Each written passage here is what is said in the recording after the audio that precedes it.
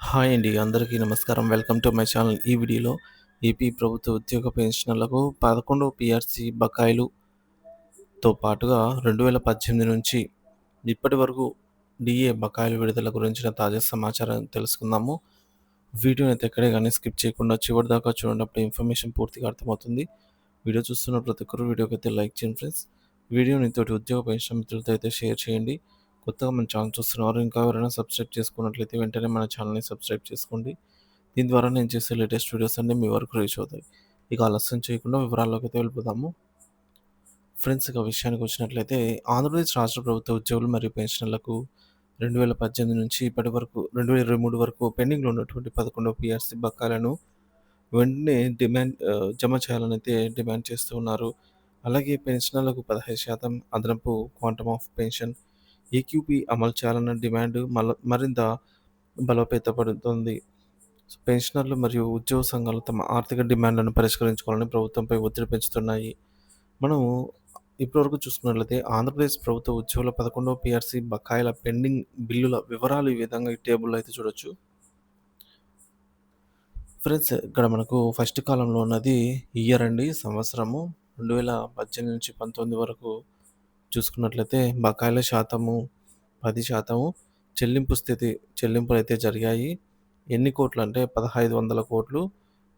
మిగిలిన మొత్తం ఏం మిగలలేదు, మొత్తం చెల్లించేశారు. జీరో నిల్. తర్వాత 2019-20లో 20% బకాయిల చెల్లింపులు జరగాల్సి ఉండగా చెల్లింపులో భాగంగా ఒక భాగంగా అంటే పార్షియల్గా చెల్లింపులు చేశారు. అంటే 3000 కోట్లు. ఇంకా 2000 కోట్లు పెండింగ్లో ఉన్నాయి. తర్వాత 2020-21కి సంబంధించి 30% చెల్లించాల్సి ఉండగా 100% ఇక్కడ నిల్ అని చెప్పొచ్చు. ఏమీ విడుదల చేయలేదు. సో, మొత్తం 4500 కోట్లు పెండింగ్లో ఉన్నాయి. అలాగే 2021-22లో 40% బకాయిల చెల్లించాల్సి ఉండగా మొత్తం పెండింగ్ పెట్టేశారు. దీనివల్ల 6000 కోట్ల రూపాయలు. అలాగే 2022-23కి సంబంధించి 50% పెండింగ్లో ఉన్నాయన్నమాట. సో, ఏమీ విడుదల చేయలేదు కాబట్టి 7500 కోట్లు. సో, చెల్లించిన మొత్తం 4500 కోట్లు. బకాయిల మొత్తం 20,000 కోట్ల రూపాయలు. ఈ విధంగా ఒక్కొక్క ఉద్యోగ పెన్షనర్‌కి చెల్లింపులైతే జరగవలసి ఉంది. ఈ 11వ పీఆర్సీ బకాయిల లిస్ట్ టేబుల్ అండి ఇది.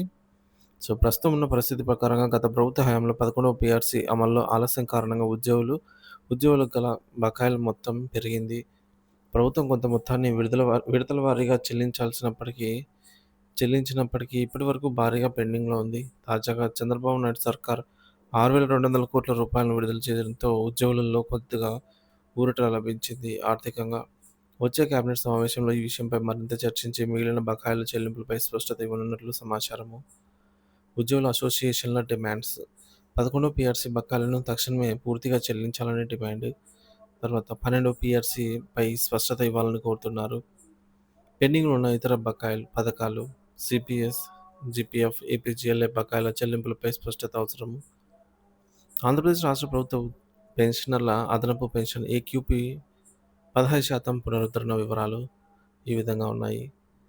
సో, మనకి ఇక్కడ కూడా ఫస్ట్ కాలంలో వయసు అండి, ఏజ్ 71-75 ఏళ్ళ వరకు. అంటే ఇక్కడ మనకు 70+ అన్నారు కాబట్టి 71 పెట్టామండి. 71 సంవత్సరం మొదటి రోజు నుంచి ప్రస్తుతం అందుతున్నటువంటి అదనపు పెన్షన్ 7% కాగా మరొక 8% పెంచి అదనపు పెన్షన్ ఇచ్చి మొత్తము 15% చేయాలని ఉద్యోగ పెన్షనర్లు కోరుతున్నారు. అలాగే 76 సంవత్సరాల నుంచి 80 సంవత్సరాల మధ్య వయసు గలవారు ప్రజెంట్ తీసుకుంటున్నటువంటి 12% కాస్త ఒక 8% పెంచి 20%కి, అలాగే 81 సంవత్సరాల నుంచి 85 సంవత్సరాల మధ్య వారికి 20%ని 25%గా ఒక 5% పెంచాలని, అలాగే 86 నుంచి 90 ఏళ్ల మధ్య వారికి 25% తీసుకుంటూ ఉండగా ఒక 5% పెంచి 30%కి చేర్చాలని, ఇక 90-95 సంవత్సరాల లేవలేని, నడవలేని వృద్ధులకు ప్రజెంట్ తీసుకుంటున్నటువంటి 30% అదనపు పెన్షన్‌కి ఒక 5 పెన్షన్ జోడించి 35% చేయాలనే డిమాండ్.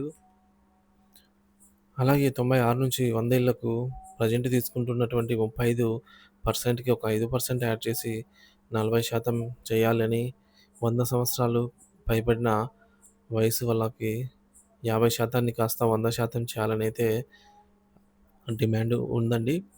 వీటితో పాటు మనందరికీ తెలిసిందే అండి, వృద్ధులకి వృద్ధులు ఎవరైతే ఉంటారో మనకు ఎక్కువగా 75 సంవత్సరాలు నుంచి చూసుకున్నట్లయితే ఎక్కువ దీర్ఘకాలిక వ్యాధులు, అలాగే నడవలేకపోవడము, లేవలేకపోవడము, ఈ సమస్యలన్నీ ఎదుర్కొంటూ ఉన్న వయసండి ఇది.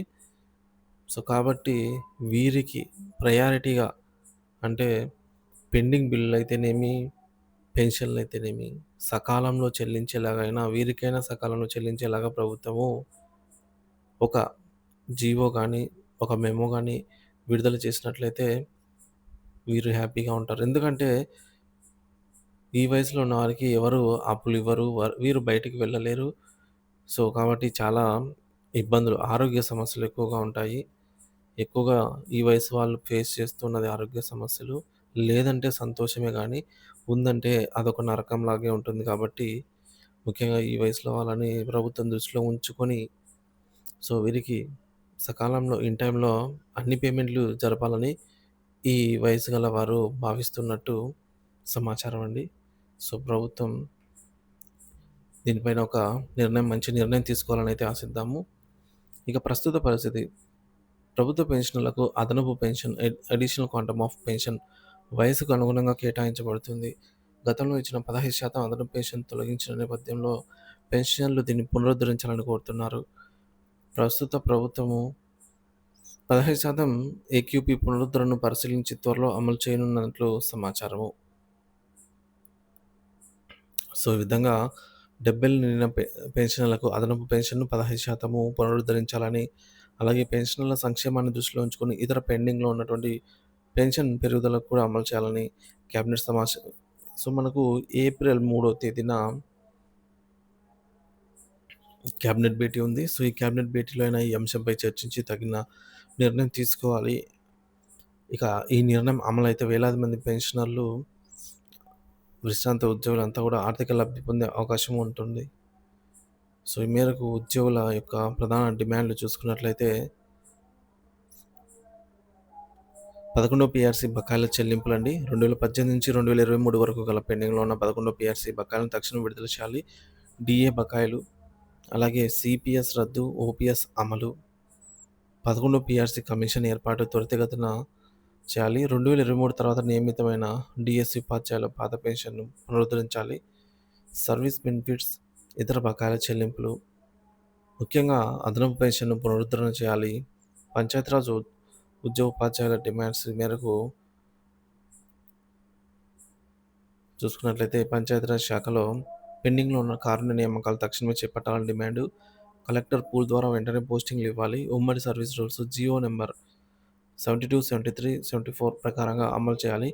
ఆంగ్ల మాధ్యమంతో పాటు తెలుగు మాధ్యమాన్ని సమాంతరంగా కొనసాగించాలి.